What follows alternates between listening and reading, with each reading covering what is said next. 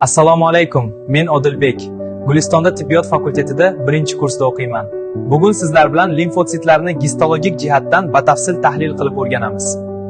Limfotsitlar bu bizning organizmimizdagi himoyaviy sistema hisoblanadi. Ularning kelib chiqishi leykotsitlarga taqaladi. Ya'ni limfotsitlar agronulyar leykotsitlar guruhiga kiradi. Keling, ular haqida chuqurroq bilish uchun elektron mikroskopda kuzatamiz. Salom, meni tanidingizmi? Men limfotsitman. Voyaga yetgan organizmda umumiy leykotsitlarning 20-35% ni tashkil qilaman. Deyarli barcha to'qimada shay turaman. O'zi organizmda o'rtacha hisobda 1,5 kilogramm uchrayman, shundan 5 gramm periferik qonda, 70 gramm suyoq ko'migida va qolgan qismim organ va to'qimalarga taqsimlangan. Meni 3 xil kattalikda uchratishingiz mumkin. Yirik, diametrim 10-15 mikrometr, o'rta 7-9 mikrometr va mayda 4,5-6 mikrometr kattaliklarda. Normal sharoitda qonda 10% yirik va 90% mayda hamda o'rtacha turlarimni uchratasiz. Siz meni immunologik va fiziologik jihatdan B va T limfotsit hamda NK hujayralarga bo'lib sinflashingiz mumkin. Menga juda qattiq e'tibor qaratishingiz kerak. Bo'lmasa, agar kamayib ketsam leykositopeniya kasalligiga, ko'payib ketsam esa leykotsitoz kasalligiga chalinishingiz mumkin. Men shunday bir limfotsit turimanki, qonga antitanachalar ishlab chiqaraman. Agar antigen bilan to'qnashsam, plazmatik hujayraga aylanib olaman. Men qonga to'xtovsiz ravishda antitana ishlab chiqaraman. Olimlar meni nomlayotganda Bursa Fabricis nomidan ilhomlanib ism qo'ygan. Qani endi bir o'ylab ko'ringchi, men qaysi hujayraman? Juda ham ajoyib. Siz to'g'ri topdingiz. Men B limfotsitman. Men T helper hujayraman. Makrofaglar va T killerlar ishni boshqaraman.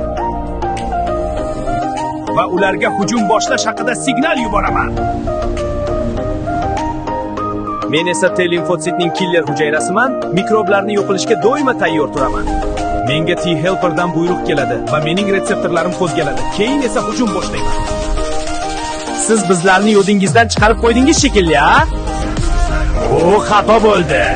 Biz tabiiy killerlarmiz. O'zimizni o'zimiz boshqaramiz va mikroblarni buyruqsiz yo'q qila olamiz. Mana limfotsit turlari haqida biroz ma'lumotga ega bo'ldik. Endi esa keling ular zararli moddalarga qarshi qanday kurashishni tomosha qilaylik.